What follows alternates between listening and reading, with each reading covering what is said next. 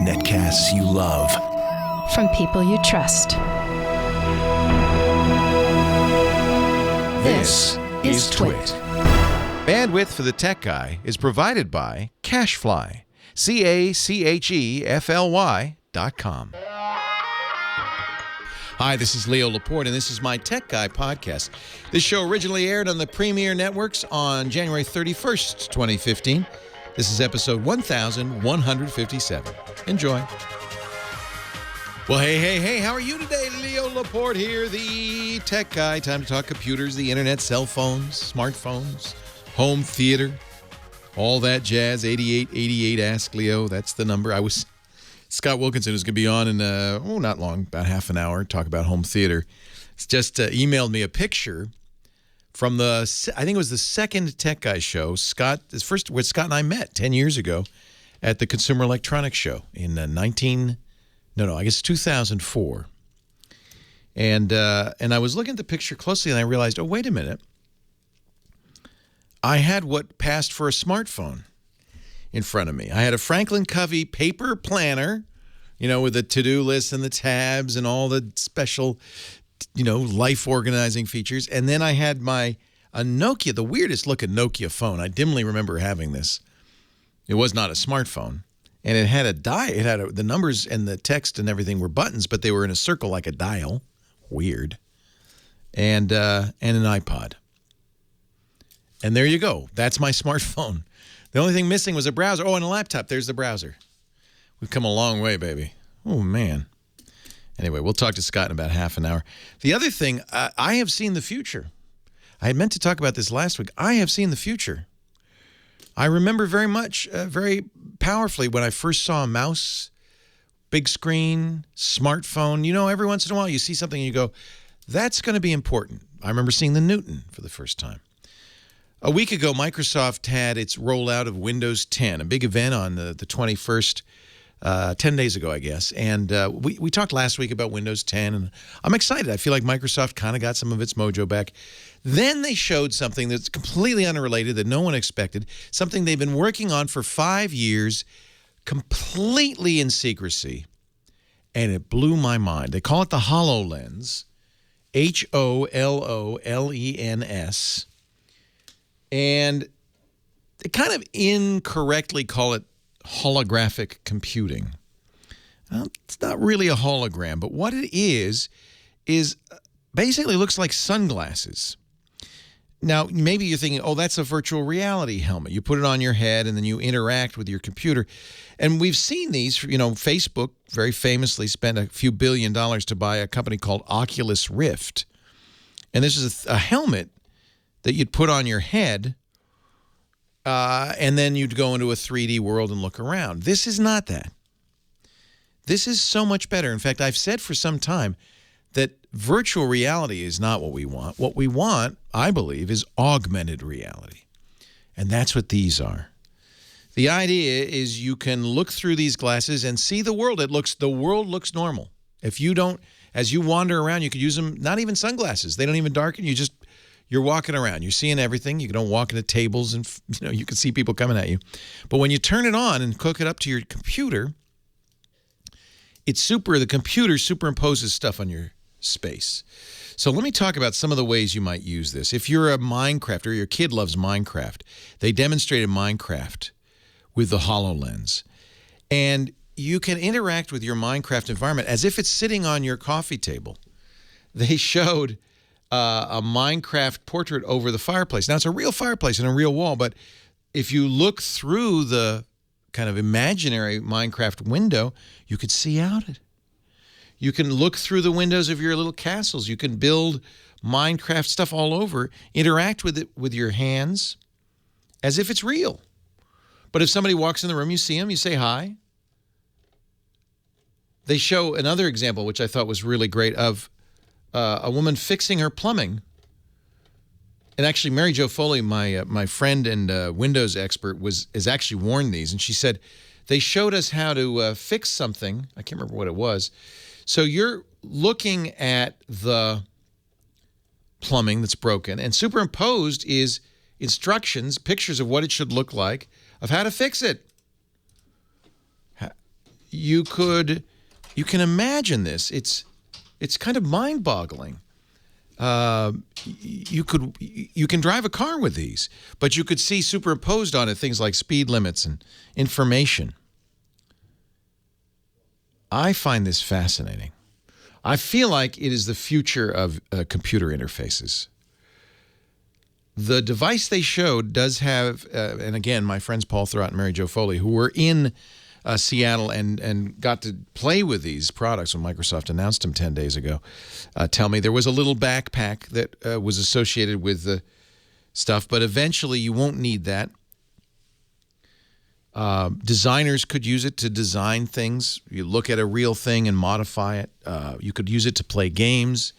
You can use it for informational displays. It's a new interface to computing. Now, it all sounds kind of, I understand, but as I'm saying this, I'm realizing this must sound nuts. It does sound airy-fairy. It sounds like something they'll never ship, just something in the labs, right? But what I found interesting is, first of all, Paul and Mary Jo used it, and it worked. And they said, you can watch the video of this. It doesn't mean, or a demo of it, until you've used it, you can't really appreciate how life-changing this is. They're using it at NASA. Scientists at NASA are using it to wander the face of Mars and instruct the Curiosity rover where to go and what to look at. But here's what's amazing. Microsoft is going to ship these this fall. The HoloLens is not a magical research project that will never emerge. It's not Google Glass. Some people think it's the same as Google Glass. Far from it. It superimposes on your view of the world stuff. Computer interfaces, windows, things you can react and interact with. Movies. It could put a 108-inch movie screen on your wall that's not really there. The technology apparently uses some of the technology Microsoft acquired from Kinect.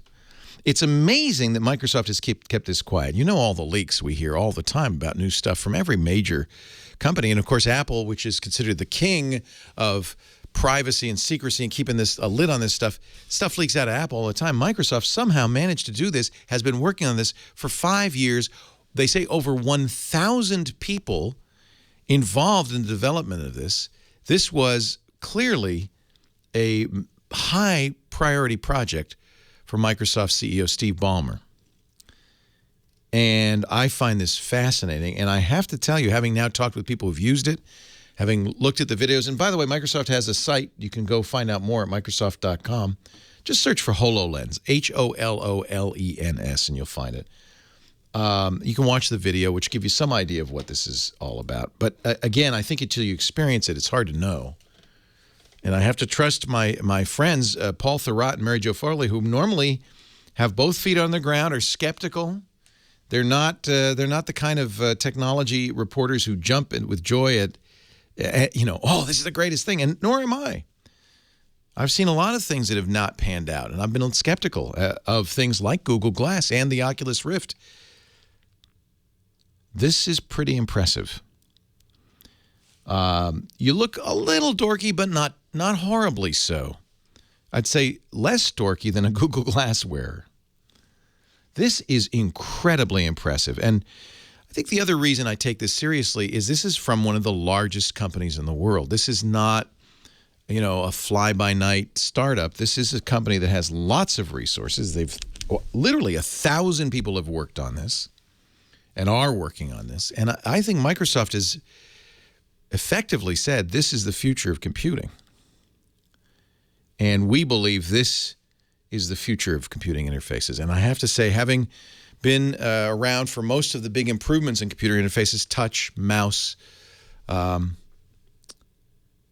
this is remarkable. And I believe this will change how we view computing and how we interact.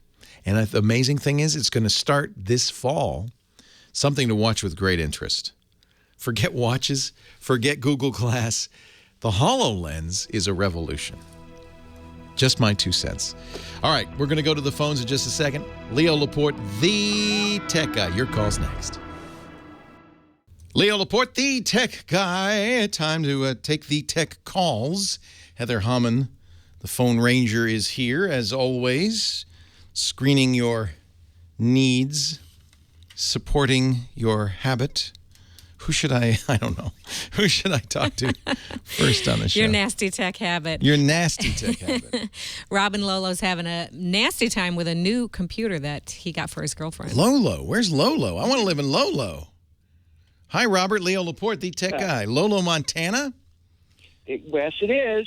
Wow. Welcome to the show. What can I do for you?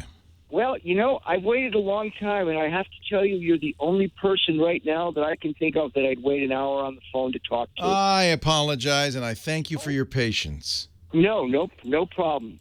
I hope I can help. You can. You have the last two times.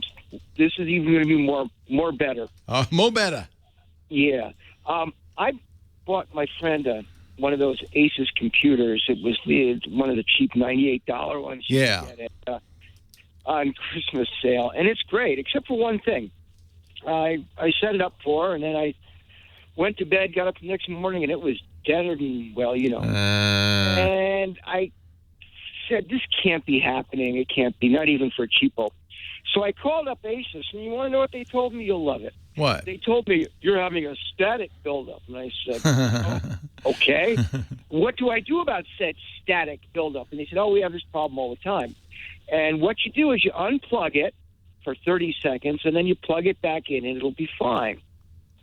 And it sounded a little bit to me like banging an old British sports car's fuel pump. But it worked. It worked? Yeah, it did. And they told me that, just do it whenever it happens. Well, it's happened 3 or 4 times since Christmas. And I'm wondering, have you heard anything about this? And I have never seen this. But you live in an area where it's pretty dry. Yeah, it is. So we have enough humidity in the air that we don't really have a static problem. You have a problem where, does this happen a lot to you? You kind of run your feet along the carpet and then you touch somebody in the nose and it goes zip? No, none of that. And you don't have static buildup. Huh. No. I thought he might be BSing me because it sounded so stupid, but when it worked, I thought, well, what the heck? Yeah, static. Well, okay, so let's talk about static, first of all. It does happen in dry climates, and it is a buildup of electrons, but it is not harmful to humans because it's very low amperage. High voltage can be tens of thousands of volts, but the amperage is so low that it's just slightly painful and mostly surprising. Okay. However, because of such high voltage, static in your computer can be bad. And that's why when we modify the insides of computers, put in chips and things, we'll often wear a static wristband that is connected to a ground, a cold water pipe or something like that. Because microprocessors, if you put 10,000 volts through them, can really have a problem. Even if the amperage is low. Wouldn't harm a human, but it does harm electronics. So that is the case. That's the context with which I've heard about static in computing. The fact that unplugging it and plugging it back in works kind of doesn't sound like it's a static issue. I'm trying to think what that might be for. It is interesting that it fixes it, and clearly they have this problem. Why would unplugging it, letting it sit for... And you don't pop the battery or anything. It's still batteried. Right. No, you just unplug it and plug it back in. That is... Because it's a laptop, unplugging it is not actually removing power from it. Right. Because the battery's there. You use it unplugged all the time, right? Uh-huh. Do you do anything else? No, that's it. And then it's happier than a clam. It does it again. It doesn't make it. See, I'm just puzzled because you're not taking. It is the case sometimes when you have a computer that powering it down fully, pulling the battery and that kind of thing, that gives it a full reset. But unplugging it and plugging it in again sounds like there's an issue with the power supply. The power brick that's plugged into the wall and then plugged into your computer, or maybe there's an issue with the power. I can't think of what that could fix. Chat room, do you have any thoughts about what removing the power from a computer, a laptop that's battery got back, and you're in the house? Is it an older house? No. And you've had the electrical checked by a qualified electrician to make sure the ground is correct and the polarity is right? Oh, yeah, and all my 3 iPads, my 2 computers. Everything else is fine. Even I run fine. I mean, but it's baffling because I don't know whether to send it back. But the way the guy talked it was like, oh, it's just raining out. Don't worry about it. It'll stop. And it seems to me that he just thought that this is. I think he made up a cause. Okay. Because that doesn't make any sense. Obviously, he's heard this problem before, and he has a page in his notebook that says, if this is happening, tell him to unplug it. What's interesting is how well that works. Because it's a laptop with a battery, you're not powering it down. It has nothing to do with that. So I have to think it has something to do with the cable or the connector in there. So I think that he has given you a red herring with this static thing. That's bogus. Okay. I think that probably they know that there's a problem with the power connector on those laptops, that they're not, maybe they're a little loose or they're not reliable. Unplugging and plugging it in again would be reseating it and perhaps fixing the problem. Now, let me ask, is the battery fully charged when you do this? Yes. Because basically I leave it plugged in all the time. So this should not be happening. I have no idea what this would fix. So and the computer, it just won't turn on. Right, nothing. Absolutely zippo. Now, did you shut it down or did you let it sleep? How is it getting turned off? I wish I knew. What happened was I went to bed and I woke up the next morning. Yeah. It was plugged in overnight. But when you went to bed, you didn't turn the computer off. No. You just went to bed. Right. And then you get up in the morning, you hit on, and nothing happens.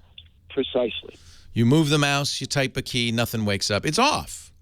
Exactly. You then unplug it, wait 30 seconds, plug it in again, and then you press the on button and it wakes up. Voila. Yeah. And the battery isn't discharged. Correct.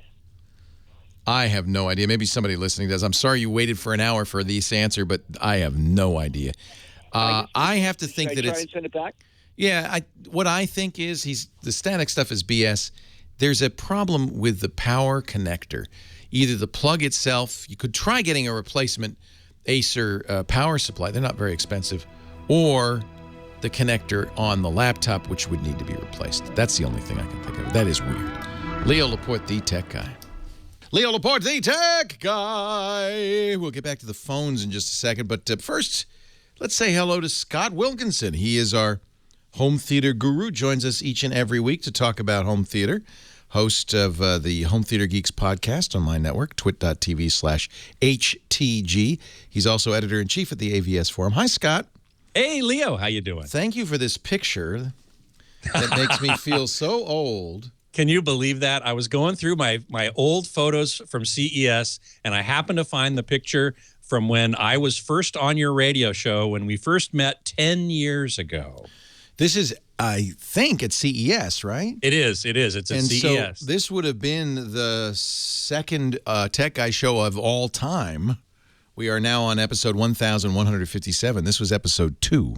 2. Unbelievable. Yeah. Unbelievable. Wow. And look at this phone. I've got some sort of old Nokia phone with a dial on it.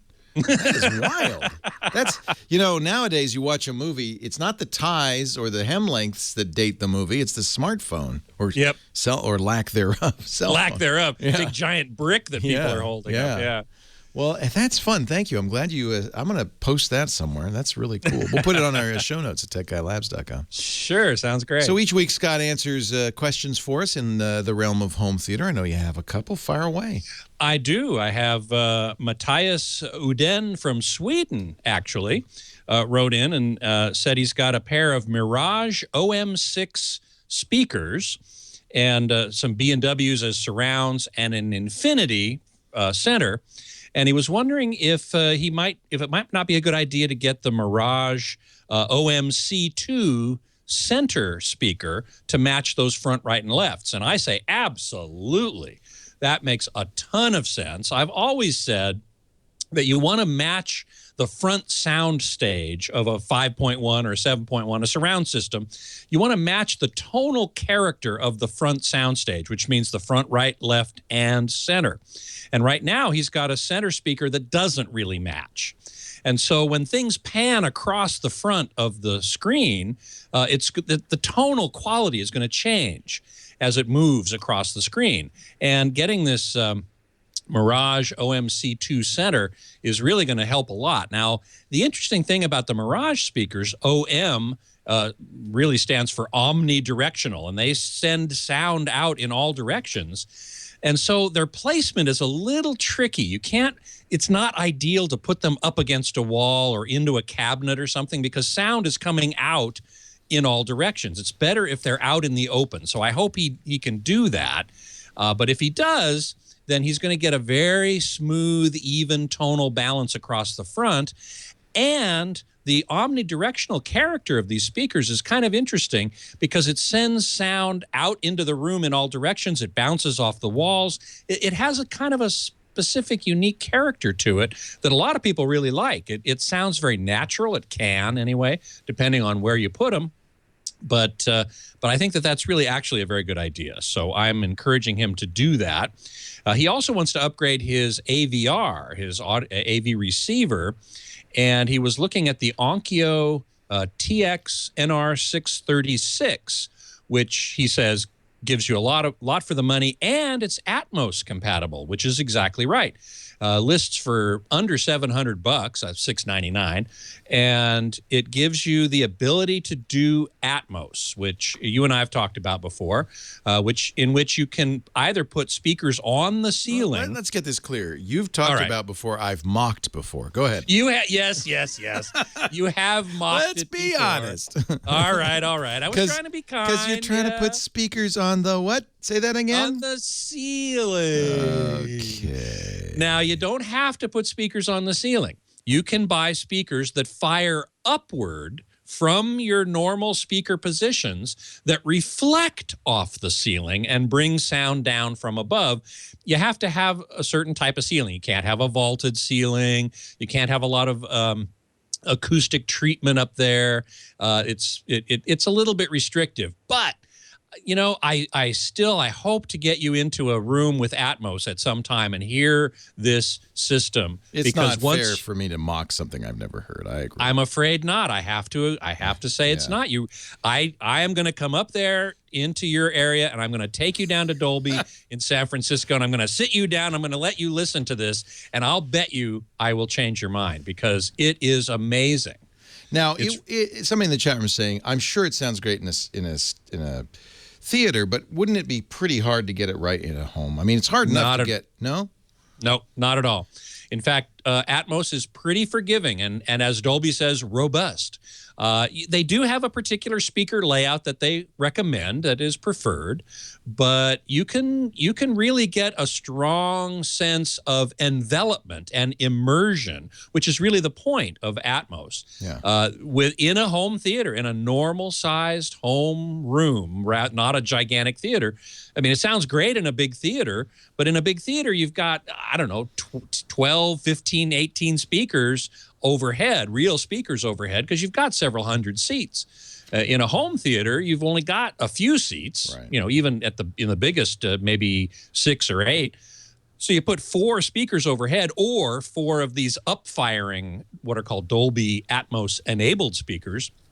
And if you got the right kind of ceiling, you really do get a sense of immersion. I heard a demo at CES recently with a demo disc with some rain, just a recording of a rainfall.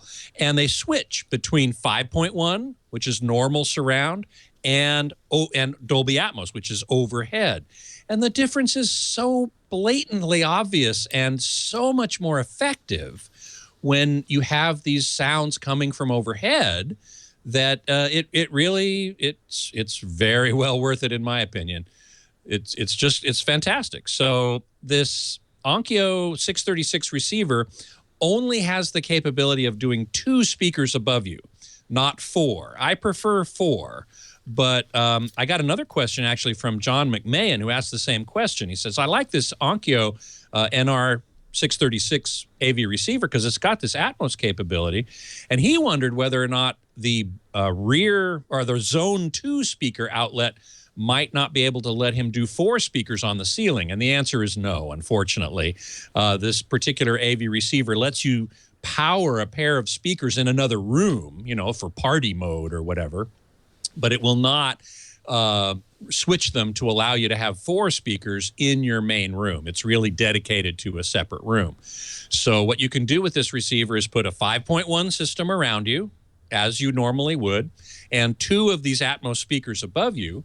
And unfortunately, there isn't a lot of content that's mixed and available on Blu-ray. However, there is a function in Atmos called Dolby Surround, which upmixes, which sort of synthesizes the sense of surround. And I've heard a ton of music, even CDs, 2-channel CDs, that have been upmixed by this Dolby Surround system into the immersive 3D sound field, and they sound fantastic. It's a wonderful technology. I can't wait to show it to you. Or listen to it. Listen, to exactly. Me. Demonstrate All it to right. you. Demonstrate and it to you can hear it. I mean, if you look in the movie section of your newspaper, like that still exists, you can find theaters in your area probably that have Dolby Atmos setups, right? Better than that, you can go to Dolby.com and they have a theater finder. And so you go there, you go to the right page, and you put in your zip code, and it'll tell you where the nearest Dolby Atmos theaters are. That would make sense because you'd also want to go to a theater that had a Dolby movie. I mean, Atmos movie. An Atmos movie, correct. That's critical. And how many of those are there? There's well over 200 now. Yeah. 200 movies have been made with Dolby Atmos soundtracks. My favorites are Gravity, which you won't find in the theaters anymore, but that was a fantastic Atmos mix. Dawn of the Planet of the Apes, I thought was a great Atmos mix. They're not all created equal, but the best ones are really astonishing. Scott Wilkinson, home theater geek. You'll find him at avsforum.com. Leo Laporte, the tech guy. Leo Laporte, the tech guy. Back to the phones we go. Okay, half an hour ago, we were talking about this laptop that had this weird Acer laptop problem, and you'd unplug the power cord. Somebody in the chat room said, this isn't a bad idea. Turn off, and anybody who's listening, if you've got a hibernation mode set up in your power savings control panel, that PCs do not do well with hibernation. There are 3 different ways a PC can go into a low power state. One is sleep. Sleep continues to refresh memory, so it uses some watts, maybe 6, 7, 8 watts, but everything else, screens off, the hard drive's powered down, the other things that use power are powered down, processor, but it does have to keep some trickle of electricity going so your RAM doesn't go away. That's sleep. That usually works pretty well. Sometimes machines have trouble waking from sleep, sometimes not, but usually sleep's okay. Next step down is hibernation. That is a much lower power state. It's essentially powered off. It's as if you turn it off, with one exception. Before it hibernates, it takes the contents of RAM, everything you're working on, where your windows are, what windows are open, all of that stuff, and saves that to the hard drive. So if you have 8 gigs of RAM, it saves an 8 gig file to the hard drive. And then when you wake it up, the machine wakes up, boots up, as if it's been turned off, but before it shows you anything, it loads the contents of RAM from the hard drive. So it brings you right back to where you were operating. It's kind of like sleep in the way it appears, but it takes longer to shut down and longer to wake up, and you continue where you left off. The third state, of course, is the one I generally recommend, which uses no power at all. It's shutting down the system. So those are your 3 states of low power use. There's sleep, there's hibernate, and there's turning it off. A lot of laptops, a lot of computers have trouble with hibernate. Not sure why, but that is not uncommon. So maybe the caller had hibernate mode turned on. I'm not sure why unplugging it would make any difference, but it's just if you see it, turn it off. That's true for everybody. Moving on, let's go to Judy She's been very patient in Yucaipa, California. Hi, Judy. Leo Laporte. Hey, how are you, Leo? Welcome. I'm great. So excited to get to talk to you. Thanks for calling. I appreciate it. Okay, I have a question about the Jetstream box for streaming movies, music, and TV shows. Yeah. Do you know anything about it? I don't. I mean, in other words, I don't have one. So is this being offered by your cable company or? No, we live in a mobile home park, so we don't have cable. We get everything either off a satellite or off an antenna. Yeah. And I've always been very happy with my satellite provider, except it's getting so expensive and there's so much out there that we don't watch that we have to pay for. Yeah. So you're basically talking about being what we call a cord cutter. Yes. Now, the Jetstream is a little different from something we recommend generally, a Roku, R-O-K-U, from Roku Labs. Okay. That uses the internet to bring you streaming movies from Netflix, from Hulu Plus, from HBO Go, stuff like that. Okay. The problem with the Roku box is it doesn't get your local television channels because they're not streamed on the internet. Well, now Jetstream, okay, if I understand... I know where you're going here. Keep going. Okay, they talk about the apps. You can download apps, and then you're able to get all of that. Yeah, that's not true. That's not true. So this is the difference, and I think it's a little disingenuous of them. Your local Channel 4, most of the time does not stream on the internet. Okay. And there was a company, Aereo, that attempted to provide this kind of service where they would actually put up little antennas in your name in the city, receive the Channel 4 broadcasting, and then send it over the internet to your television. They got sued by the local broadcasters and the television networks. It went all the way to the Supreme Court, and they got put out of business. Okay. So you can't do that. Yeah. If you're going to do that, you're then a cable company, and you have to go to the local stations and say, we will pay you for the right to do it, and you have to pass that charge along in a monthly fee to subscribers. Yeah. So nothing that doesn't have a monthly fee can do that. Okay, now see what I've been studying on this is you buy this box for $3.99, and then everything's free. Yeah, no. Okay. They do say that. What they kind of misstate is what local stations you're getting. You're not going to get your local stations. Okay. You may get the local station from Bangkok, Thailand. Mm-hmm. They may be on the internet. They say, in fact, in their advertising, over 500 live global stations.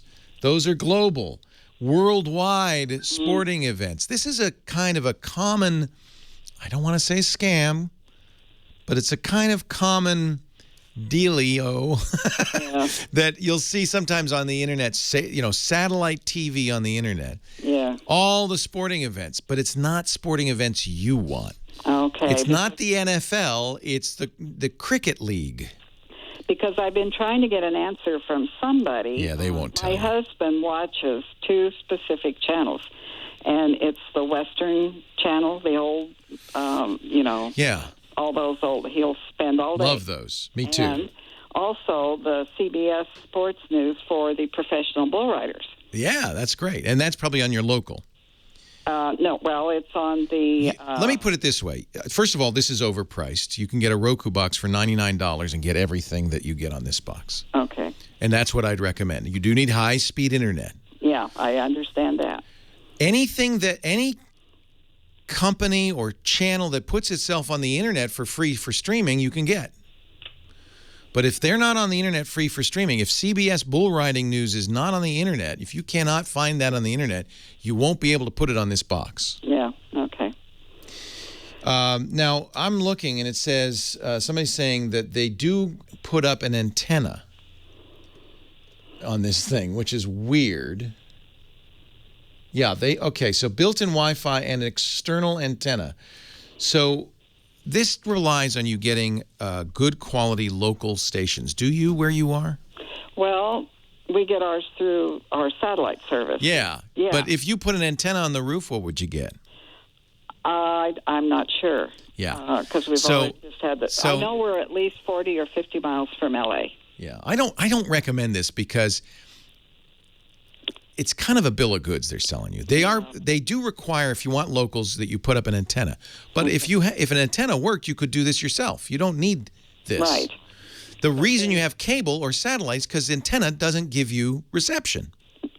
Right.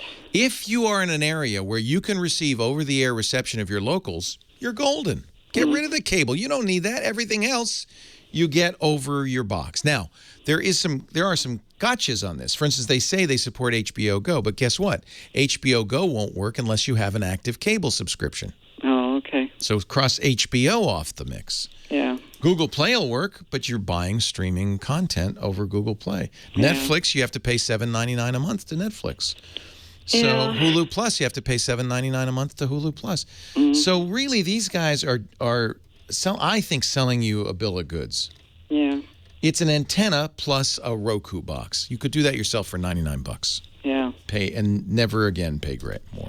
Well, I've researched my satellite service to see if I could, go down to a cheaper package, and of course the 2 channels that I really need aren't in those packages. That's the key. I'm stuck. You're kind of stuck, and we're in the middle right now. We're in a transitional period. In 10 years, everything you want is on the internet. Okay. Everything you want is on the internet. If I'm Channel 4, why am I limiting the number of people who can watch by not putting myself on the internet? I'll tell you why. Because I get a lot of money from the cable company. Okay. And so, but that's all changing. Sling has just offered for the first time ever on the Dish Network the ability to watch ESPN, which is the #1 cable channel, the most expensive cable channel. That's going to start things changing. HBO is also doing the same thing. This is going to start changing, but it's not there yet. So this idea of this Jetstream box is great, but it's not there yet. You still have to put up an antenna and get local signal. Do you get local signal? No, then you're not going to get any benefit. Yeah. They kind of are promising more than they can deliver.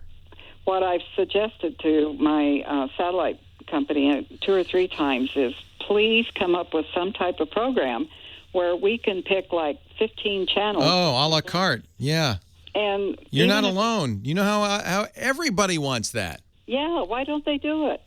They make more money not doing it, don't they? Well, I guess. Yeah, I'm sorry. It's getting disgusting. It's changing. The good news is the internet is winning. It's just a matter of time. Thanks for the call. Leo Laporte, the tech guy. More of your calls coming up. First news from your local stations. Leo Laporte, the tech guy. Hour 2 of the Tech Guy show for this last day of January 2015. How does this happen? It goes faster and faster and faster. I was driving home the other day thinking, when's Christmas? Oh, last month. What? But the tree. Oh, yeah, we did have a tree, didn't we? It was gone before I knew it. Robert's next. Gary, Indiana. Hi, Robert. Leo Laporte, the tech guy. Hi, Leo. Thanks for taking my call. Well, thanks for calling. I just upgraded in the world of electronics and TV. I had an old 28-inch tube TV that a friend gave me, and the audio on it wasn't so great. So I ended up upgrading to a 32-inch video, and I wanted to get your recommendation for a soundbar. Good. Yeah. Pioneer makes some really good sound bars designed by Andrew Jones at a surprisingly low price. These are the ones that our home theater guy, Scott Wilkinson, recommends. And now just to understand, a sound bar is a great choice because it takes up less room. There's no wires. It attempts to give you surround sound with merely a bar right under the TV, kind of where the TV speaker would be anyway, plus, if you can afford it, and I think you should if you can, a subwoofer for bass. By eliminating the surround speakers, you eliminate complexity, wiring, but you don't get, let's be honest, don't imagine it's going to be an amazing, 3D soundstage around you. It's good, though. The SB as in soundbar, 23W, is a soundbar plus subwoofer for $400, and it's designed by Andrew Jones, who is somewhat of a legend in this. Scott has recommended this, our home theater guy, and thinks it gives a great result. Just, have reasonable expectations. But I think for a dorm room, for anybody with spousal acceptance factor issues, in other words, a husband or wife who doesn't want speakers and wires everywhere, these are decent choices. It's also good if you live in an apartment, because it's a lot harder, frankly, to annoy the neighbors with a sound bar. So Right, that's my setup. Yep. I live in an apartment, but I was looking for something more in the 250 range or under. Do you have any recommendations there? yeah, if you look for, they had one last year. Newegg was still selling it. I would shop around. If you could find the discontinued one from last year, it'll be around that price point. Okay. But, I think Pioneer's the one. Bose is going to be much more expensive. Onkyo, I think, makes a decent sound bar. You know what? Unfortunately, you just missed Scott, but when he comes back next week, I can ask him. I just know this is one he really likes. Okay, I was looking at one also by Vizio. It was a 29-inch soundbar. Yeah, I haven't heard Vizio's own sound bar. $70. That's a great price. How many speakers in that? It was either 2 or 3. I don't remember exactly. Yeah. So the Andrew Jones has 7. Okay. So it's just 2 or 3. There's only so much you can do, right? I'm not looking for necessarily surround sound. It will sound much. Yeah, it'll sound much better than any TV sound, and that's what you're looking for. Right. Yeah. Okay. No, TV sound, especially now, they don't expect you to use the speakers on the TV ever. That's like, we got to put them in, I guess. Otherwise, we're going to get a lot of calls. I don't hear nothing. But nobody, they don't expect you to do that. They expect people to have at least a sound bar. Actually, there's Scott Wilkinson in the chat room. He says Vizio's good and Yamaha's good. So see, ask it. He's kind of like Santa Claus. He even looks like him when no one expects him. He says if you're in a budget mood, Vizio or Yamaha are both okay. There you go, Robert. You got the answer from the horse's mouth. Let's go to the old geek in the Bronx. Hey, old geek. Hi, how you doing, Leo? I'm well, Mr. Geek. How are you? Fine. I spent a couple of hours today with my 90-year-old friend who wants to give himself a birthday present of a new computer. I'm trying to save him some bucks, so I got rid of some junkware on his computer, and we were wondering if Ready Boost would help. He's, complaining about slow response, and I'm tending to think that in his case it won't help. Yeah, this is a weird technology Microsoft came up with, and I haven't heard him talk about it at all in a while. The idea was you could put a USB key in there, and it would. This was for Vista. And what version of Windows is he using? He's running 7. Okay, so it's Ready Boost ready. And then the idea was because the cache, the SSD and the USB is fast, it would be a better place to cache stuff. I've tried Ready Boost and yet to see any benefit at all. Yeah, I think in his case, he's got 60 gigabytes of RAM. And when I monitored it, he's only using like 1/3 of it, even with 5 or 6 windows open. Yeah, I wouldn't worry. How much RAM? 6 gigabytes. 6. Okay. Yeah, I think that's sufficient. That's more than enough. That's fine. Yeah. He's not doing any. You know what? You want to speed editing. you want to speed up the computer, reinstall Windows. Yeah. Usually that makes a big difference because over time you add a lot of junk and cruft to it and it slows things down. There might even be adware, malware, spyware on there that is also taking over CPU cycles. Almost always, if he has the recovery disks that came with a computer or you've got a Windows install disk for him, erase the drive and start over and things will be so much better. So much better. After 1 week of Windows updates, but yeah, you're right. You heard we had a caller. We had a caller last week. It took her a week to get the Windows updates. Holy cow! Yeah, you might be doing that. That's true. Some people in the chat room are saying they do have good results with Ready Boost. So maybe I just, it's if he's got a USB, key lying around that has, what is the minimum amount of storage? Windows 7 Ready Boost uses, it doesn't say what the size is, but I think it's got to be at least an 8 gig. Can't be just like a little 2 gigger. I don't know. Right. And the chat room says if you format it with NTFS, you'll see better results. Right. It's an interesting idea. I noticed it a try. if it made a big difference. I noticed Microsoft has stopped talking about it. Yeah. So I don't know. And SSD is another thing you could do. It may make a big difference on that Windows 7 thing. If after you reinstall Windows, you find it's still sluggish, sometimes it's just a slow hard drive. Putting in a super fast solid state drive might make a difference. But we didn't want to spend money, did we? Not much, no. Yeah. And I think I'm going to recommend that he hold off till Windows 10. In the meantime, let him learn a little bit. Not a bad idea. Of 8.1 at our center. Good. Give him a taste. Have you thought about a tablet for him, or maybe a Chromebook?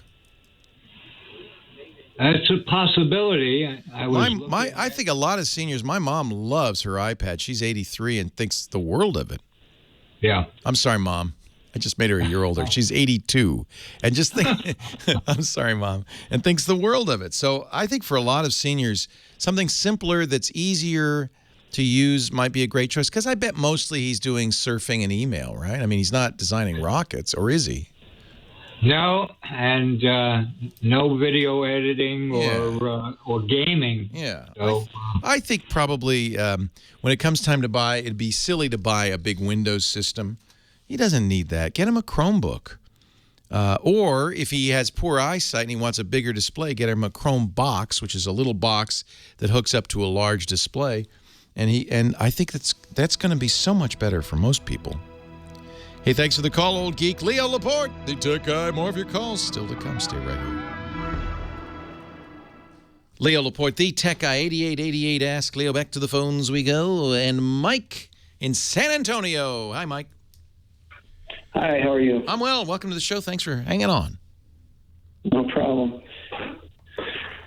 So we've got 3 little kids with school. They're just starting to get on the computer and searching Google and stuff for different school projects. So our question is, what kind of programs would you recommend to help keep them safe from different searches, but something that's not going to totally slow down our computer?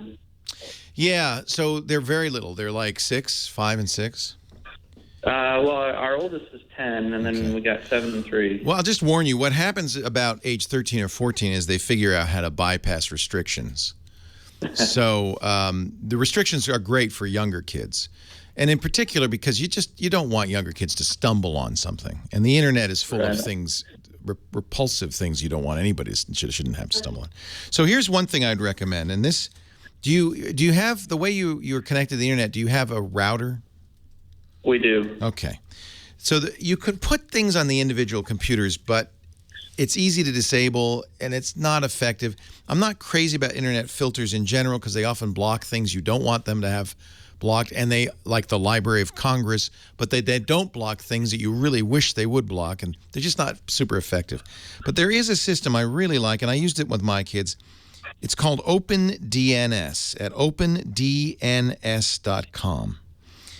And what it does is it changes the way your router finds web pages. It, in effect, will block web pages, and they have a very granular, wide range of things that you can block. Violence, sex, drug use. There's a very wide range of things. You have complete control over it. And because you're modifying at the router, it affects every computer in the house. Now, you can, on your computer, the adult's computer, modify this if you want. You're not bound by it. In fact, you can even tell OpenDNS, block these computers, don't block those computers. But it works very effectively. A lot of schools use this, businesses use this, and it's better than putting software on a computer, which is going to, as you say, slow it down, make it wonky, and make it kind of perform not as not as expected. OpenDNS also has the advantage of it works on anything connected to your network, a smartphone, a tablet, not just a computer. It works across the board. So if you go to opendns.com, they explain how to do it. They have a free version with parental controls, and then they have a little bit more complete paid version with parental controls. And I found this worked very well. It also gives you some additional features which I like. Control, it's got protects you against phishing scams, which actually kids have to watch out for because they believe stuff that we are more skeptical about and so forth. So OpenDNS Home is free, and then they have a more advanced Family Shield, which is even more complete. It really is great. I highly recommend this. And this will restrict them from searching for stuff. They won't accidentally stumble on stuff. As I said, once they're teenagers, they're going to figure out ways around that. But Okay. I really like this system, and it worked great for my family. And it's free. Any recommendations for when they get teenagers? Have lots of talks. Keep the computer in a public area. Don't let them bring it into their bedroom. But the truth is, you can't spend 5 years from now. It's gonna be worse. You can't really keep. They're gonna borrow a friend's phone. They're gonna borrow a friend's tablet. You can't really. They're gonna go to a friend's house. You can't keep them off the internet. You can't keep. And the internet is like life. It's got good and bad. So the best thing to do is, I think you're smart to let your kids start to experience it now. And now's a good time to start talking with them, explain there's stuff on the internet that no human should ever see. There's creepy people. Don't scare them, because the internet's full of great stuff too. You can use a contract. We used a contract with our kids, an internet use contract. When they get to be about 13, that's a good idea. But I think treating them until they really screw up, treating them with trust and respect is the best way to go. Now, if they really screw up, then maybe you have to screw down the nuts. But I would say treating them with respect, having the conversation, keeping the lines of communication open is the best way. There's no technological solution that will work 100%. Correct. Okay? All right, very good. Hey, I appreciate the call. It's parenting in this internet era is very different. And what's tough is that a lot of parents don't have the technical expertise that their kids do. So a lot of parents just install something and just kind of blithely go, "Oh, Junior can't see anything bad on the internet. It's okay." And then just kind of blithely go along and not knowing that Junior can do anything he wants because Junior's figured it all out. So relying on a technological solution is not a good idea. Talking to your kids is a great idea. And there are resources. My friend Larry Maggot, who is a really great guy and has done a lot to help kids, has a website that he does with the Organization for Missing and Exploited Children called, let me look it up here. I think it's Safer Kids,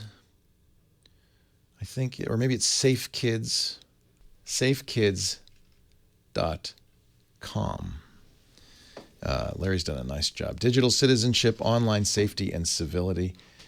He has an associated site called Safe Teens, an associated site called Connect Safely. And this is just Larry doing, he's a tech journalist just doing what he can to help parents. It's tough to parent in this age. It really is. Moving on to Mike that was Mike. Let's do Chris in Lakewood, California. Hi, Chris. Hi, Leo. Thanks for hanging on. You've helped me in the past. I appreciate all the help. My pleasure. What can I do for you? Yeah. I need to get a new cell phone, a new smartphone. And I have Boost Mobile, and I originally had a ZTE. I really liked it because it had a big screen. It was really, it worked really well. But now I can no longer get that one through Boost, but I have two options. And the first one I have is a Galaxy S3. It's got Roman numeral 3 right after the S. Yeah. And then the Sharp Aquos Crystal, and I'm not sure which one to get. Are you familiar with either one of them? I am very familiar with the Galaxy S3. I had one for years. It's about 3 years old. The Galaxy S5 is the current version, and the 6 is going to come out in a few months. But that's why it's very affordable. I have played with the Aquos Crystal, and I was less than impressed. So of the two, I'd choose the Galaxy S3. I think that's a pretty good phone. It's, as I said, not the latest, but you're getting inexpensive phones. You know, the reason they stopped selling the ZTE is made by China, and the U.S. Congress recommended that U.S. businesses not use products made by ZTE because of Chinese spying. Ironically. So I do, of the two, absolutely, Galaxy S3. It's been widely used. It's a very nice phone. Leo Laporte, the tech guy. I am Leo Laporte, the tech guy. Back to the phones we go. Ron in West Hollywood, you're next. Hi, Ron. Leo Laporte, the tech guy. Hey, Leo. My God, my last resort is... I am often.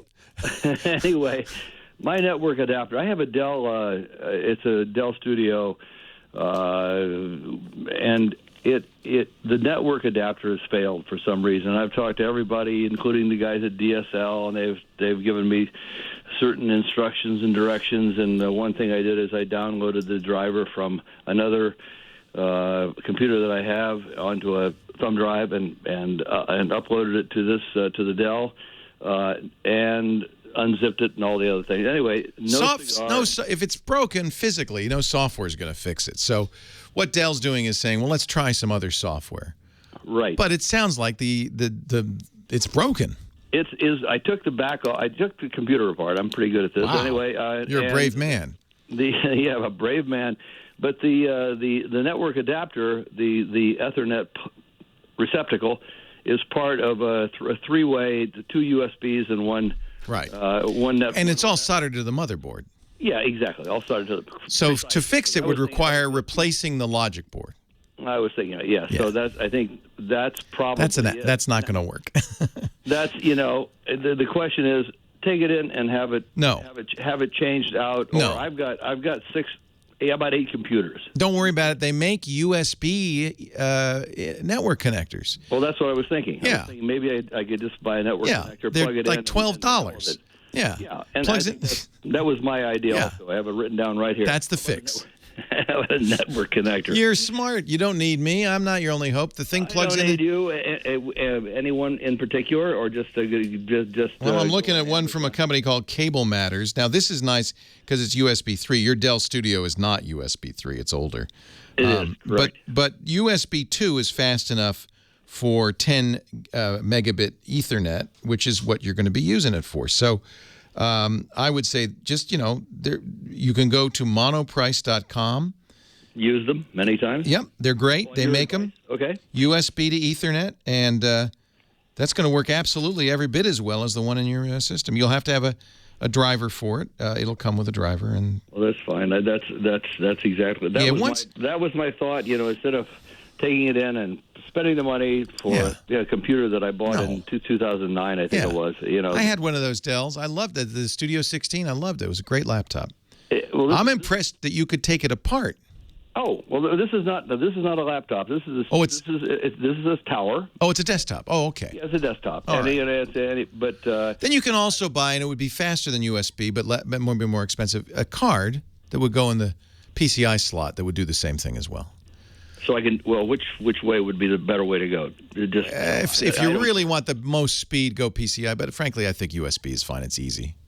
PCI, okay. Now I have that's just a card. You probably have free slots in there, and just put it in the slot.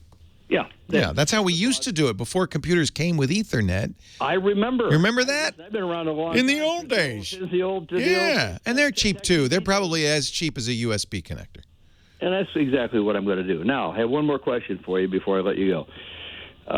Last Friday, I had the experience of being mugged. This was really interesting. Oh, I'm so sorry. Mugged before in my own garage, and in the process, aside from getting the heck knocked out of me. Oh no! Yeah, they took my Galaxy 4. I am so sorry.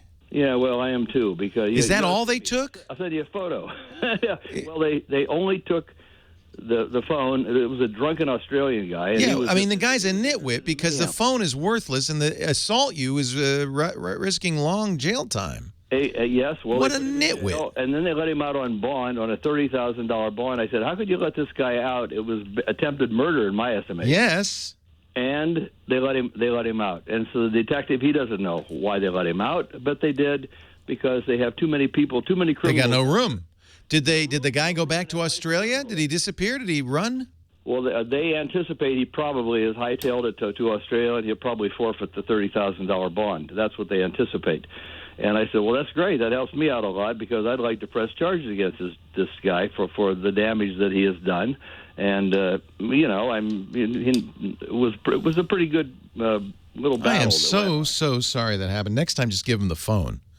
He didn't want the phone. He was a drunk. He just was mad at you. And he wanted to beat somebody up. Oh, Lord. And that's what happened. I am so sorry. Well, what can I do to help you? Okay, so that takes us to the phone. So now T-Mobile, they gave me another Galaxy 4, and it came in, and all it does is talks to me. And I said, I don't want a phone that talks to me. It was so annoying.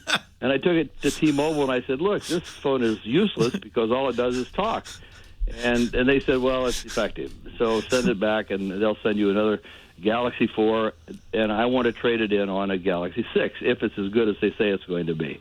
You probably don't know anything about it. I don't, and it's not going to be out for a few months. Remember, their announcement will be in April at Mobile World Congress. Okay. And usually it takes a while after that. So we're talking May before it's out. We're talking and get a Galaxy S5. Those are the current, and they're great. They're great. I have an S2 right now that this would be yeah. It works fine. I mean, it's my old S2 that I It's like the guy I just called. He was wanted an S3. It's fine. These are good phones. Good phones, but I just wanted to see if you had any. If you want a bigger screen, I love the Note 4. I really do. That's also the Galaxy. It's just a bigger screen, but I think the S5 is fine if you like it. But you don't know anything, any heads up on the. Well, yes, we see rumors. You can imagine it'll be just the same, only better. It'll probably won't be much bigger screen because remember, Samsung has a big screen phone, the Note, so they don't want to encroach on the Note's territory. Correct. So it'll probably still be, between 5 and 5.5 inches. The display is already Quad HD. It's not going to get any better than that. Mm-hmm. They'll have a newer processor, probably the Samsung Snapdragon 810. They'll probably have 3 gigs of RAM, maybe 4. There's no reason to go beyond 4 because these are still 32-bit processors. It's not going to be that much better. The one rumor I hear, which I like, is that Samsung is backing off even more on its TouchWiz modifications to the operating system. Oh. So it'll be more, and the 2 was terrible, the 3 was bad, 4 was, and 5 has gotten better.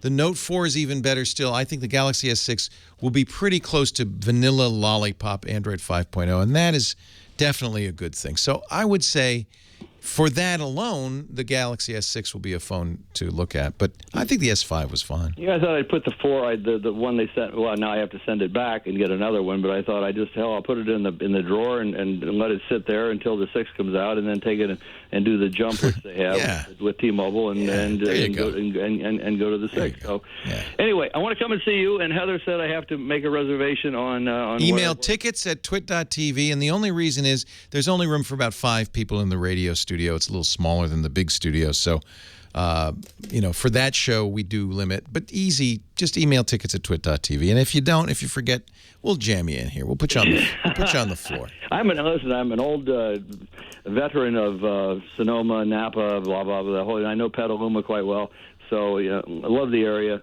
You couldn't have a better place to reside, in my estimation. I agree with you. And the good news is very few muggings here. And I don't think Mel Gibson gets up here very often. So I think, and he caught me from the back, so I didn't have a chance to defend myself. He sucker punched you.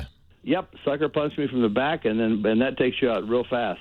So I didn't get many swings in. And anyway, I'm looking better after a week, thank God. Well, I'm so sorry that happened, and I do hope you feel better. And I thank you for calling. We'll see you in the Brick House. Chat room's reminding me that the Snapdragon 810 will be 64-bit. That's right. So that means perhaps you'll see 4 gigs or more of RAM. I don't see any reason to put more than 4 gigs in an Android phone, but who knows? Frankly, I don't see any reason to put 64-bit processors in an Android phone. But everybody looks at the numbers. That's how it happens sometimes. That's right. We are moving to 64-bit smartphones. Are they better? No, not at all. Leo Laporte, the tech guy. More of your calls still to come. You hang in there. Leo Laporte, the tech guy. 8888 Ask Leo. We're talking a little bit in between during the break. I was talking a little bit with the chat room about this term 32-bit versus 64-bit when it comes to processors. And you hear this a lot.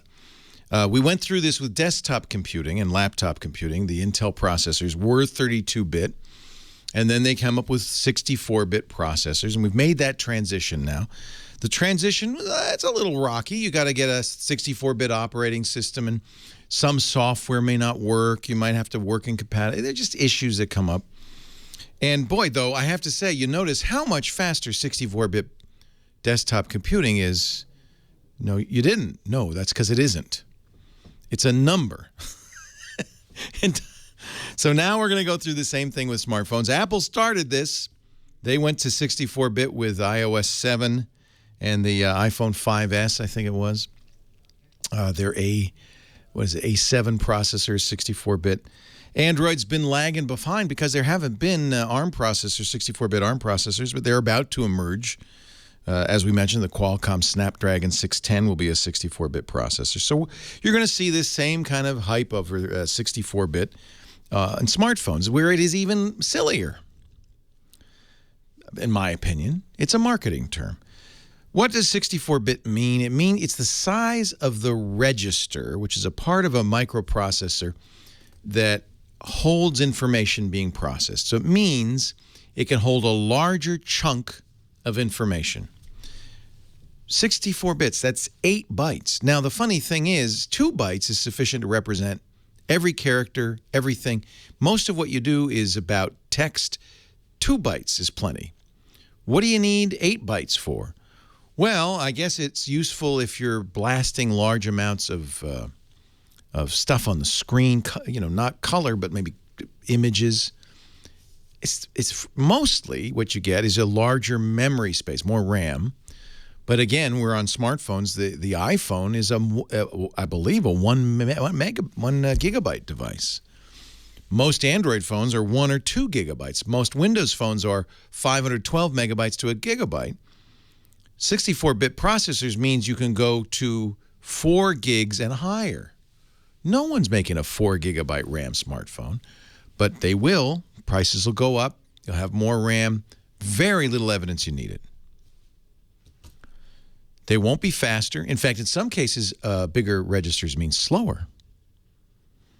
Doesn't guarantee faster, and it does introduce compatibility issues. So when you start hearing this hype, as we did with computers a few years ago, and you start hearing this 64-bit hype with phones, just take it with a grain of salt. It's not going to make a difference.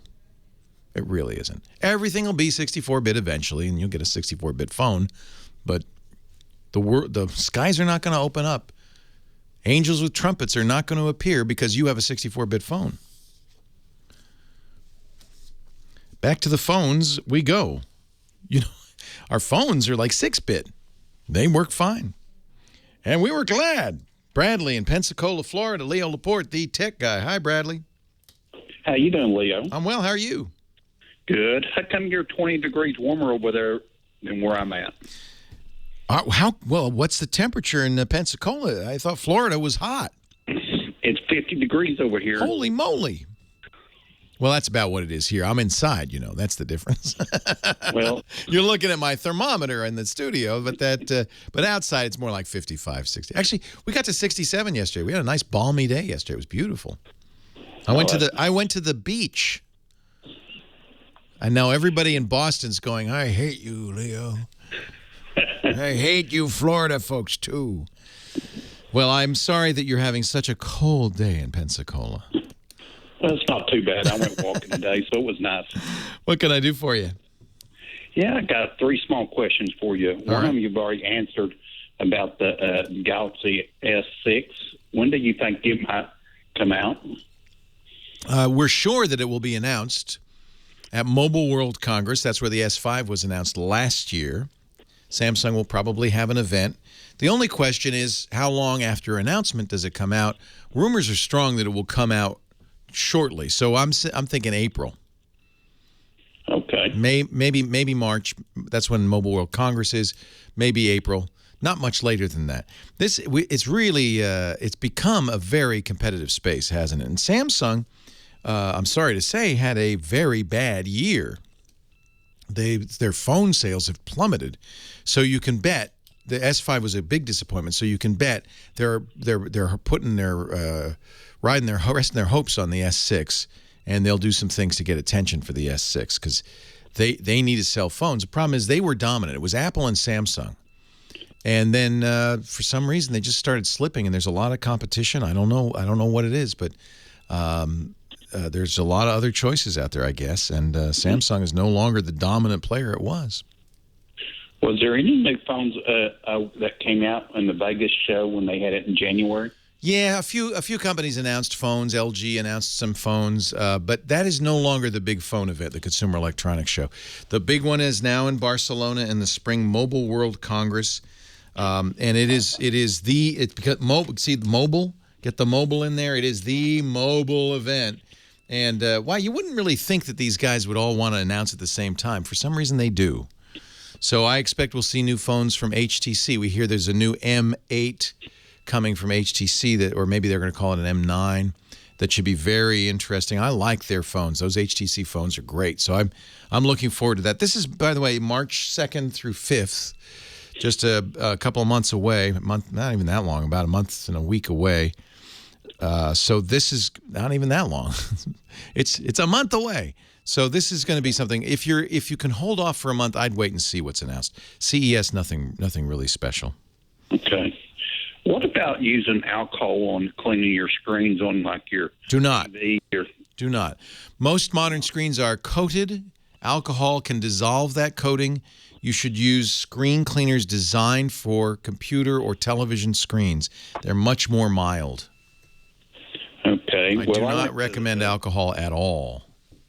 Okay. Well, I went to the local Walmart here, and every kind of screen type cleaner they have has some kind of minimum alcohol in it, or that what I read on the description. Well, I use a thing called Clear Screen with a K. Okay. Highly recommend it. Most of the screen cleaners I use are non-toxic, which tells me they probably don't have ethanol in them. Ethanol.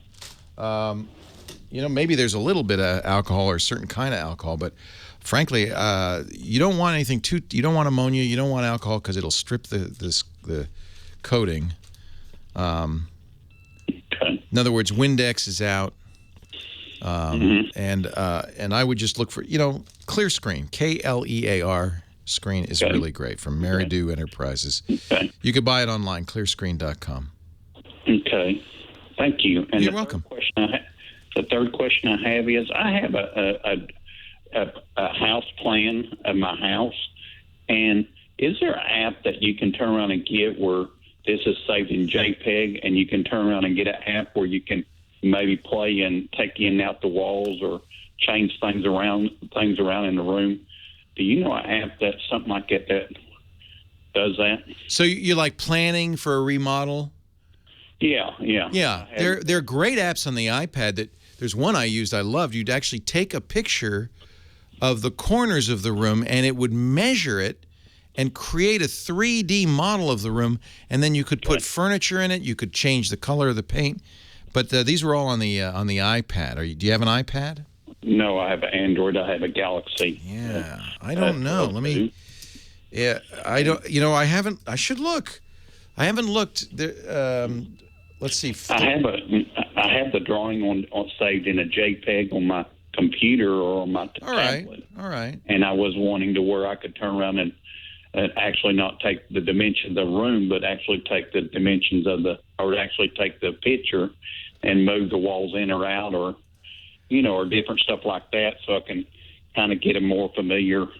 I do see a number of Android apps. I've used Floor Plan Creator, but that's not quite what you're looking for. Build App Viewer is maybe a little more 3D in nature, would let you kind of modify the rooms. These are both free. If you look for home design in Android, there are quite a few now.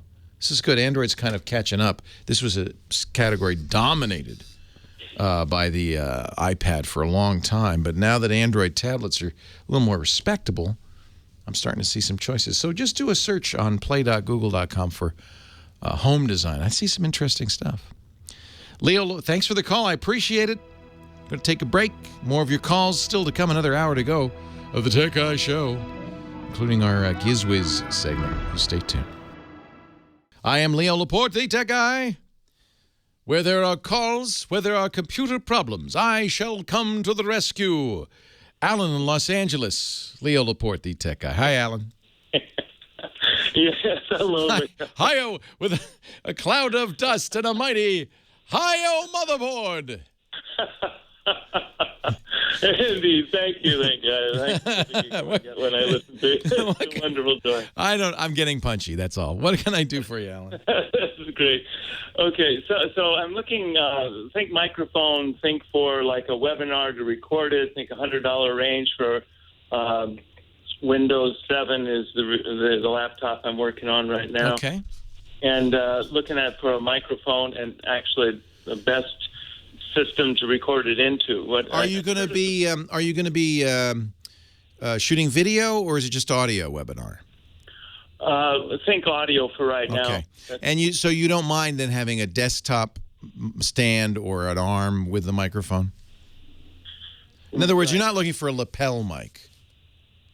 The Blue Yeti Pro. Well, the lapel mic would be great, but I understand you got to go $1,000, to get a good sound. Well, you spend more. Yeah, the blue mics are great. Actually, I was thinking of a fairly affordable Audio Technica, the AT2020, which is a USB microphone. It's exactly $100. A lot of podcasters use it. It really does a great job. It comes with a little stand you can put it on, a little tripod. And I think it's as good as the Yeti for about a third of the cost. Oh, fantastic. Yeah. Audio Technica, great company. The AT2020. And the advantage of this, and this is something to consider, is this will plug right into your USB port. Yeah. Professional mic, the kinds I use, the kinds you use in a radio station, all have special XLR connectors, which won't plug into your computer. You'd have to spend an additional $100 or $200 on a USB interface for them. So that's the nice thing about the 2020. It does it all. Yeah. What would you record it into? Into the computer? Yeah, right into the computer. So if you're doing a webinar, you probably will use the computer anyway. Do you want to show screens?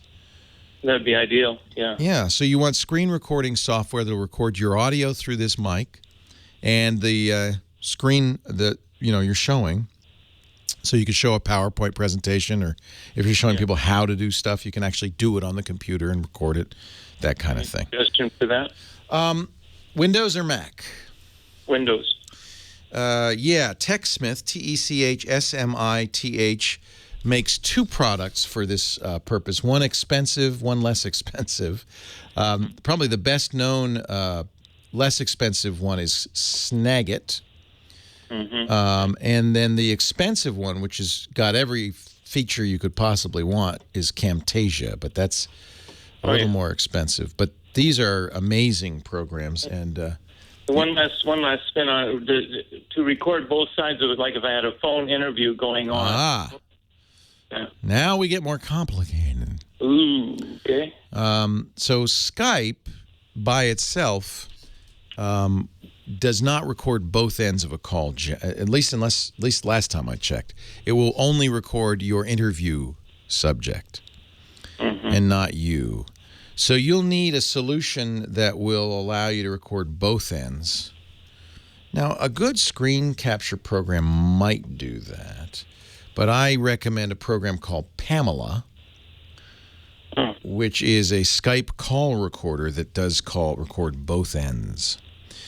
Now, in this case, if you also want to do screen capture, and all of that, what you might do is pre-record the interview with Pamela, start your web seminar live, with your voice and screen capture, and then play back the Pamela recording as a separate thing.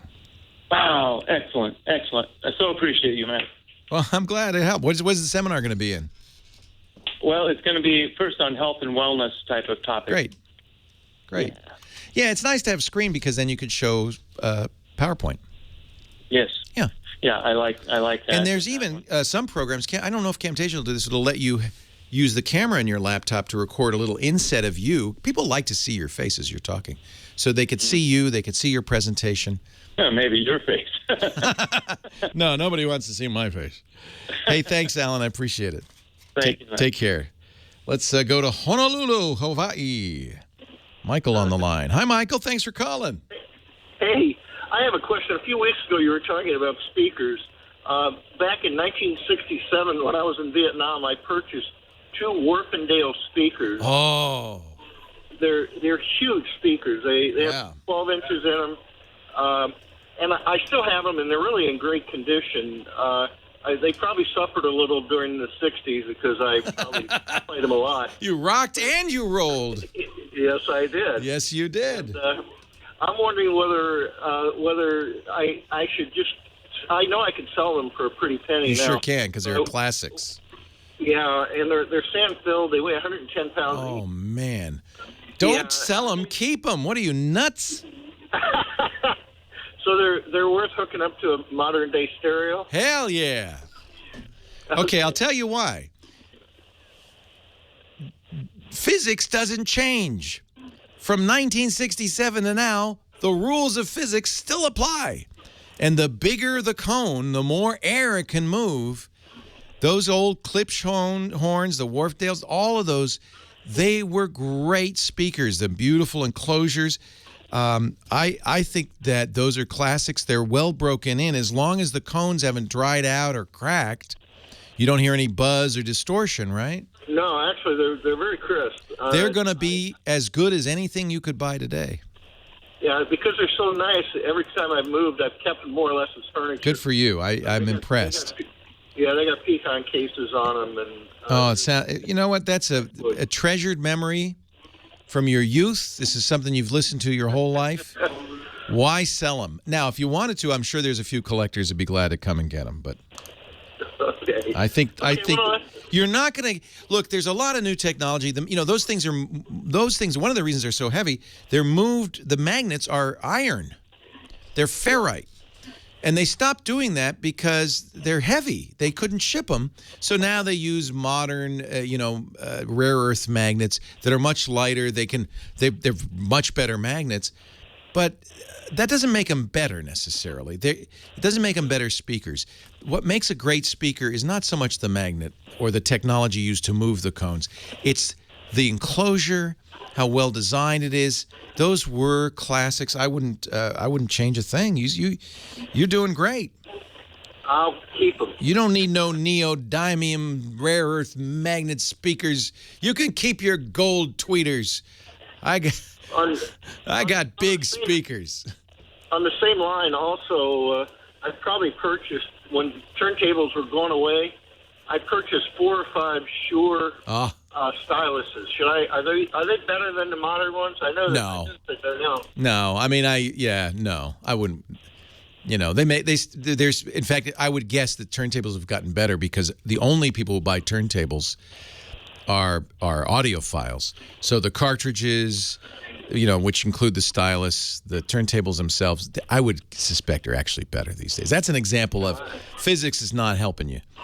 Okay, cool. Science makes the turntables better. So I would say, but what you might want is a nice Macintosh tube amp to go with those. Well, I'm not an Apple guy. Not Macintosh, Apple. MCINTOSH. And I do think there's a strong case to be made for the warmth of a tube amp as opposed to modern transistors. This is another one where the audio files go back and forth, but those speakers were designed to be used with a tube amp, and I think if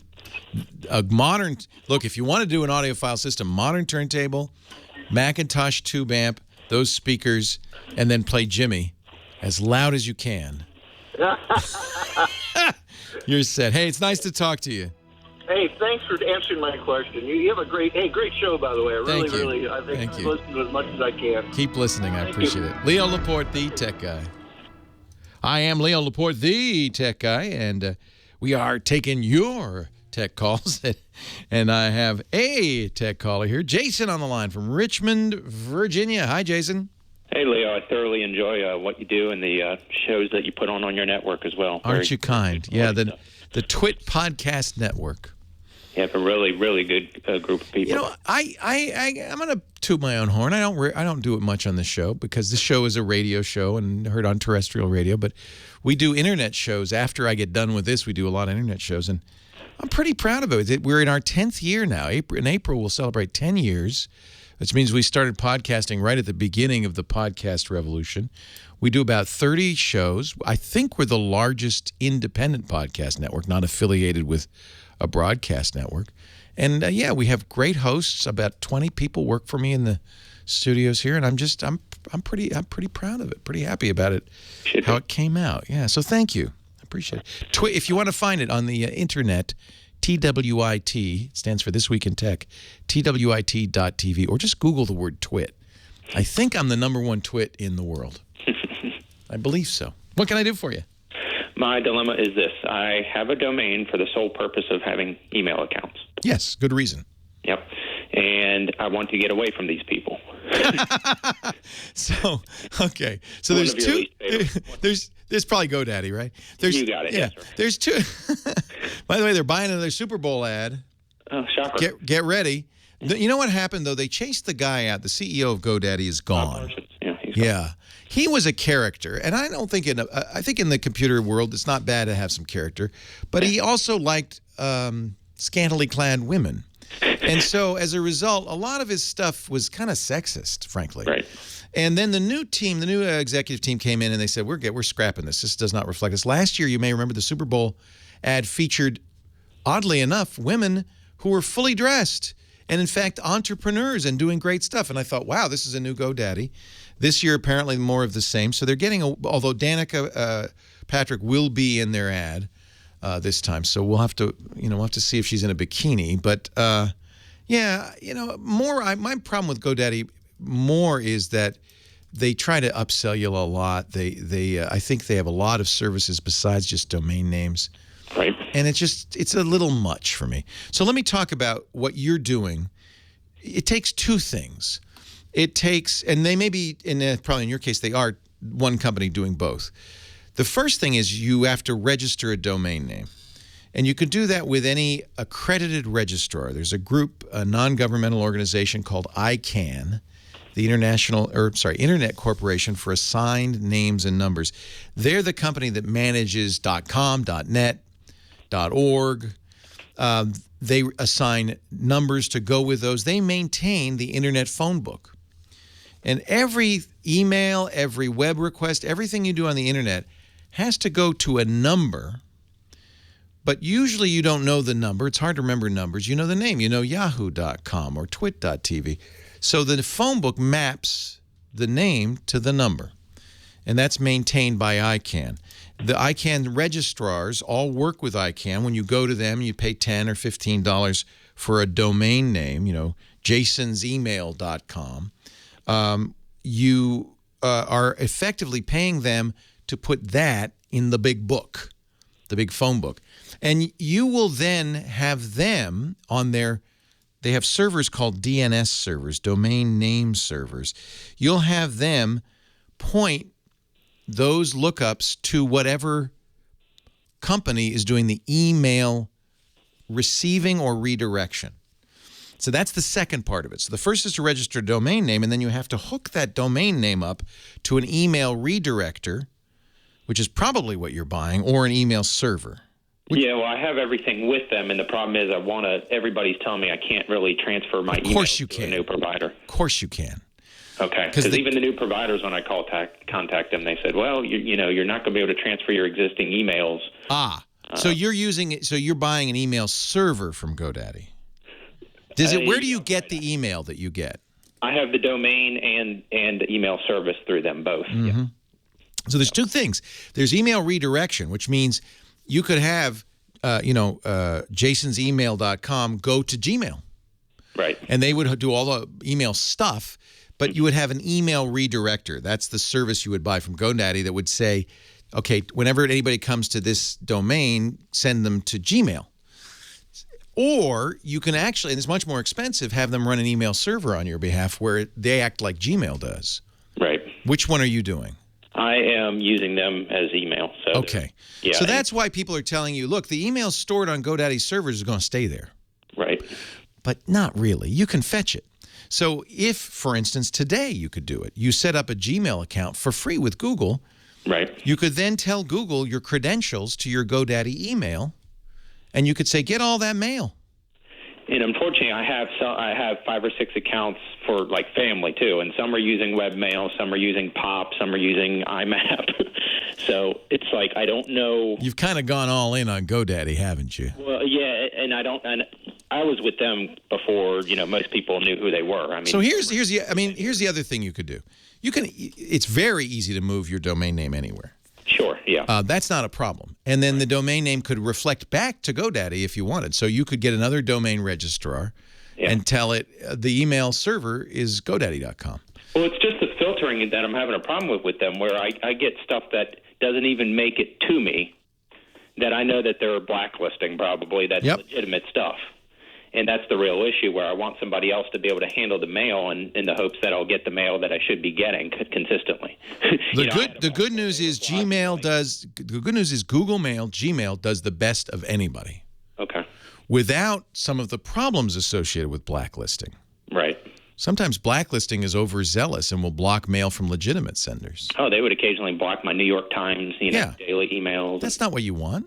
No, it really isn't. Google does a great job, and I'll someday we'll talk a little bit about how Google does what it does, but there's no better spam filtering. Right. I think you can absolutely, it's just going to be, work. Yeah. Get the mail, set up a Gmail account for each of the people using. So you have a domain, juliansfamilyemail.com. Right. Yeah, I do the same thing. A lot of family members use my domain, Leoville. And so all, ex-wives, former girlfriends, military buddies, people I haven't seen in 40, they're all using it. So moving it would be challenging. Yep. And actually what I do is I have a redirector on my site, which I control. It's not a GoDaddy site. It's my site. And I have a text file that tells it, okay, when you get mail for this person, send it there. When you get mail. So that's using something called Postfix. Okay. It's a great way to go. And you can then, you're going to have to go through some pain to get it off GoDaddy, but you can set it up in such a way that you will never suffer again. Okay. Here's how I would do it. Change your domain registrar to somebody else. Okay. Set up a postfix server at somewhere that you control. Rent a server somewhere or run a server. And that postfix server can be used as a redirector. All right. And it will use rules to redirect. Okay. And those rules you control, and you'll never have to worry. Somebody changes, says, I don't want to use Gmail, I want to use Yahoo Mail. You'll control it by just changing one line of text. Leo Laporte, the text guy. I am Leo Laporte, the tech guy. And wow, are we running out of time? Holy cow, this hour is whizzing by. Let me see how many calls I can get in here. Starting with Ed in Valencia, California. Hi, Ed. Hi, Leo. How are you doing? I'm well. How are you? Good. I have a question for you regarding a couple of apps that I was experimenting with yesterday for somebody who snores. Good. If you find something, let me know. Well, my wife claims I snore, so I just want to... Oh, somebody who snores. You! Yeah, Lisa claims I'm snore too. I don't believe her, but then I'm always asleep while I'm snoring. Well, I tried two last night. My first test with it. I tried Snore Clock and Sleep as Android. Yeah, I use Sleep as Android, and I love it. All right. So if you have an Android phone, yes, you put Sleep as Android on there, and you put it in the sleep mode. And among other things, it'll notice, if you actually put the phone on your bed, and the accelerometer will notice you tossing and turning, but it will also, if there's noise, record it. Right. And the theory being, when you're snoring, it's going to record you. What I found is there's so much noise going on all the time that I just have all these recordings. What was your experience? Well, on the free one, which was the Snore Clock, I could see a grid with the audio peaks on it, so I could kind of tell where I had some... There was noise. It doesn't say noise. It's snoring. It could be you talking. That's another, by the way, neat use for these. If you talk in your sleep, you can hear what you say. And I've been known to yell, apparently. Yeah. Yeah. Me too. So I was trying those two. I was thinking maybe, is there something better maybe on an iPhone that might be usable?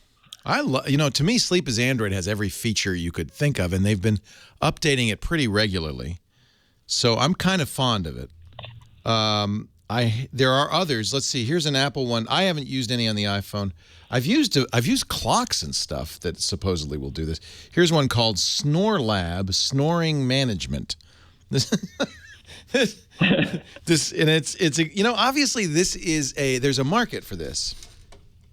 Discover how badly you snore with Snore Lab, the #1 snoring management app for iOS. And so just like other ones, it has snore detection and a recorder. And it will track it. I mean, I don't know what else you would want. I mean, all you can expect is what we call a voice-actuated recorder, a recorder that's not on the whole time, but only on when there's snoring. My experience with Sleep as Android is that it detected any noise as snoring, so it did a lot of recordings. But, I don't really like sleeping with a phone in the bed anyway, so I didn't spend a lot of time testing it out. I guess I should try some more. Well, I know on a webcam you can have a feature when it hears noise or at least movement, it'll turn on. Yeah. Yeah, you could do that. This Snore Lab looks pretty good. They also allow you to test remedies and see how effective they are, like anti-snore pillows. I've used those Breathe Right strips, and I'm told they work well. So, but does it? Is it that, how does it work? The problem is we're unconscious when this is happening. So we need some independent reporter, and I think this is a great idea. There's also iSnore. I don't. So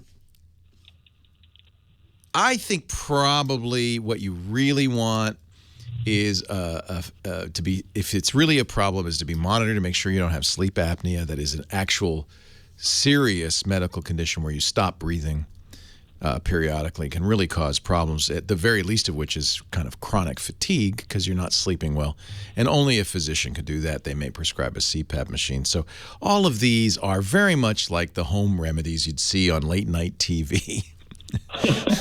But it's kind of fun. It's part of this whole new movement to, self-monitoring. And I think the Apple Watch, the Android Wear Watch, frankly, does some of this stuff as well. Will monitor movements and so forth. So I think I'm being a little silly. These are solutions. I think they all roughly work the same way. Which works better, I couldn't tell you, having only used Sleep as Android, which I like. But also, in seriousness, you should always take this seriously and talk to your physician. And if he recommends monitoring, you'll go in and you'll actually be monitored. And that's probably a good idea if he recommends it, or she recommends it, because you don't want to let something that's a real problem get worse. Sometimes snoring is just annoying to your spouse, but it can be more serious as well. So yeah, Sleep as Android, but this Snore Lab looks pretty good. Either one of them would be good. Okay. Yeah. Good luck. I'm in the same boat, as I suspect many are. Andrew in Dayton, Ohio. Leo Laporte, the tech guy. Hi, Andrew. Hello, Leo. How you doing? I'm well. How are you? Excellent. I'm a 2-bit man living in a 64-bit world. My question, however... if you're only 2 bits, that means you only have 4 states. Yeah, this is true. Just a couple of bits. It's a nibble, I guess they used to call it, right? With the Y. A nibble is 4 bytes. It is. Yeah, 4 bits. Yeah. Yeah, I don't even know what 2 bits is. 2 bits doesn't have a name, does it? UK. There's a byte, which is 8 bits. There's a nibble, which is 4 bits. It's a half a nibble. Half a nibble. All right, that's me. Half a nibble. Hey, oddly enough, that was my nickname in high school. So half a nibble. Yeah, I think that's what they were saying. Anyway, it is that every decade experience time again where I need to get myself a laptop. And I'm looking around. I think there's a model number for every human on Earth. So it's ridiculous, isn't it? The same laptop. What are you looking for in a laptop? Well, you ask that question whenever anyone asks you about laptops. And the main thing you ask is, are you going to be editing video or photos or audio? And the answer to that is yes. All right. So you want power. Want power. I'm sure I want memory, 12, 16 gig of RAM. Yeah. And what about discrete video? That's my big question here. Discrete video.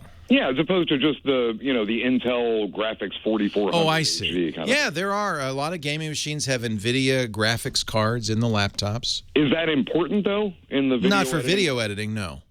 Oh, okay, good. No, there are a few things that use this is a GPU. Most of what you wait for in video editing is CPU bound. Okay. Processor bound. In fact, we made a mistake. We got very fancy machines for our video editors, hoping to speed up rendering. And it turned out Adobe Premiere takes no advantage of the multiple cores, of the fast processors, of the high-end GPUs. It's about the same, which is extremely frustrating. That's poor programming from Adobe, but yeah, there you have it.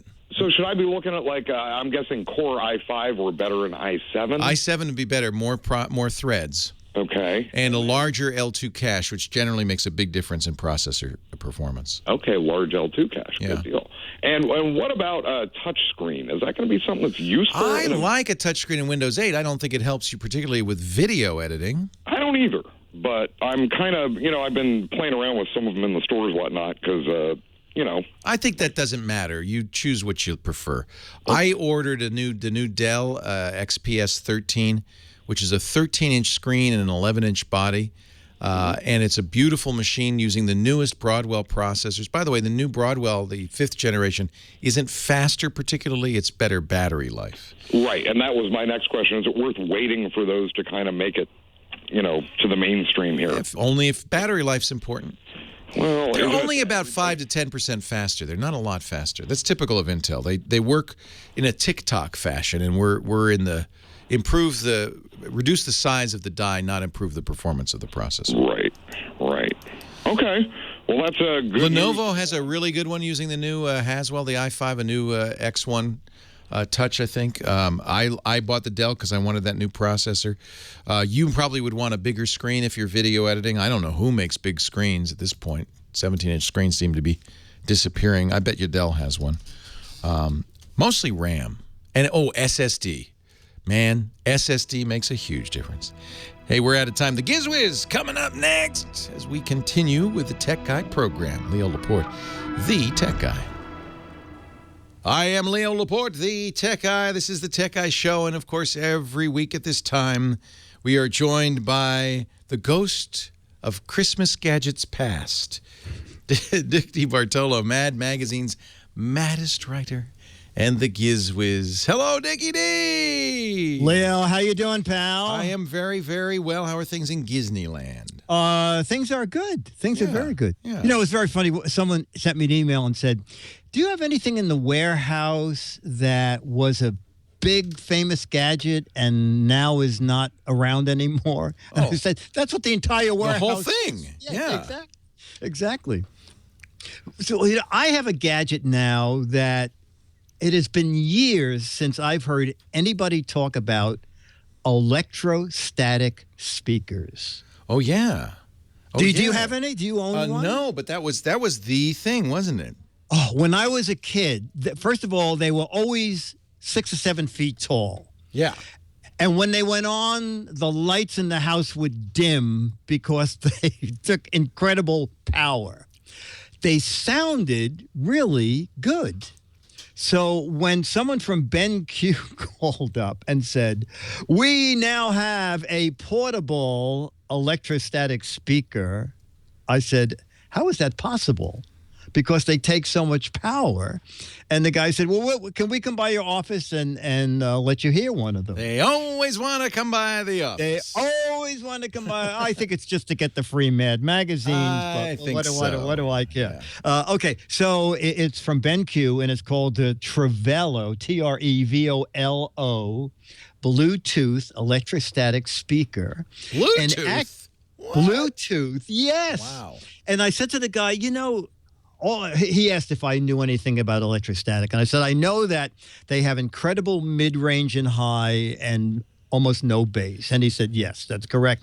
So we decided to build a speaker, not only Bluetooth portable, runs 12 hours on its own battery, but the electrostatic wings fold out And we put regular, so it's a dual amplifier. We have regular woofer in the little tower. And when I say tower, I'm talking about maybe 5 inches high.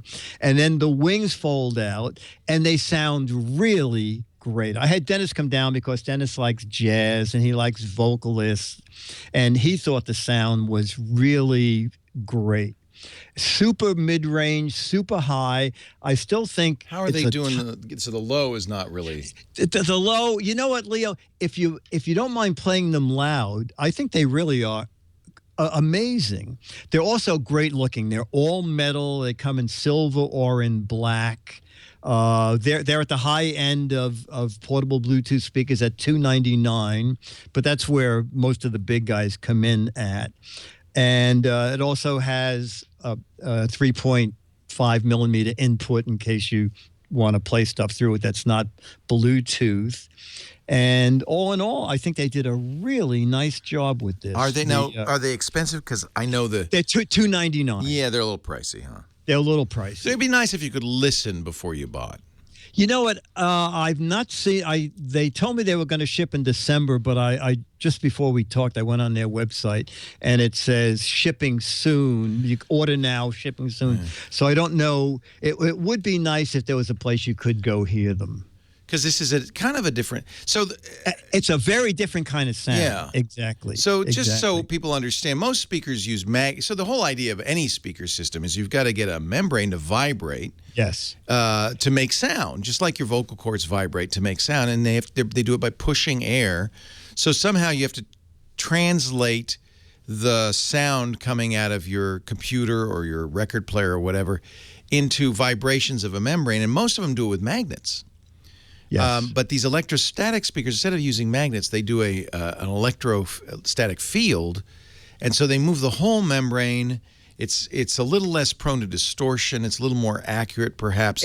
And it's a wider sound. Especially, it was very clever that they made it so the wings fold into the speaker. That's interesting. You can play it that way, but if you want, you fold the wings out, and you get a very open sound. They kind of need that because traditionally, I think electrostatic speakers don't fill a room so much. You need to be close to the speaker. Yes. So this way, they're kind of making it a little bit bigger for those Bluetooth speakers. But boy, I think that's cool. I think that's interesting to see these classic speaker technologies migrating to the Bluetooth. Absolutely. I have not heard the word electrostatic. No. In years. I have planar magnetic headphones. That's a somewhat different technology with kind of a rib. It's similar in some ways to the sound, but it's ribbon. That's interesting. It's very interesting. So tell me the manufacturer again. BenQ. They make a lot of technology stuff, and they're good. They used to be Acer, didn't they? I think they did. No. Were they? Yeah. They made the very first recordable disc that I recall. They made their first DVD recordable display for the computer. It was an external thing that I plugged in. This is many years ago. There's a photo of it at gizwiz.biz under Tech Guy. BenQ, do you know what it stands for? BENQ?